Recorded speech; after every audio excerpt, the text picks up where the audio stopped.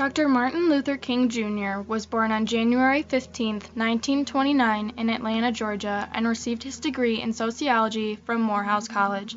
He was a very accomplished man at the time of his death and inspired many people to stand up for what they believed in.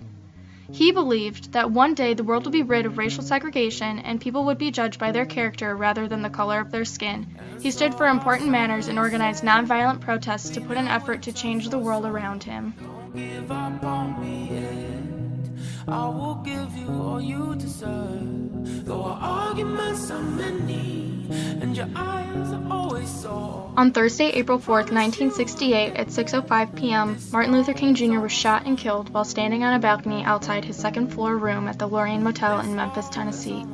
Shortly after the assassination, the largest investigation in FBI history led its agents to an apartment in Atlanta where fingerprints that were uncovered matched those of a man by the name of James Earl Ray, a fugitive who had escaped from a Missouri prison in April 1967. FBI agents and police in Memphis produced further evidence against Ray. Later, the 40-year-old man pled guilty and was sentenced to a 99-year prison term.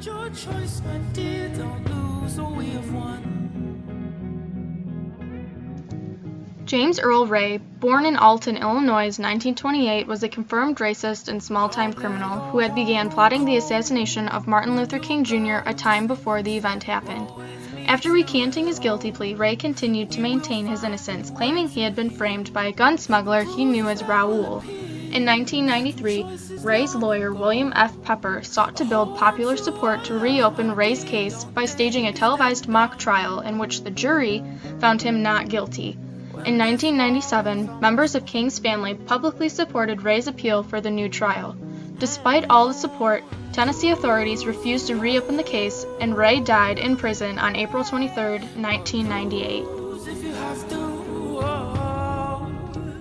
President Lyndon B. Johnson ordered a national day of mourning 3 days after King's assassination. However, he did not attend the funeral. Instead, he attended a memorial service for the Reverend and made a statement from the White House. The time after King's death was very confusing for a lot of people in society. With many of mourners looking for someone to reclaim King's face of leadership, many felt they needed to take matters into their own hands. The King assassination riots, also known as the Holy Week Uprising, was a wave of civil disturbance which swept the United States following the assassination of Martin Luther King Jr. This was considered the biggest unrest the United States had experienced since the Civil War, with some of the biggest riots taking place in Washington, D.C., Baltimore, Louisville, Kansas City, and Chicago.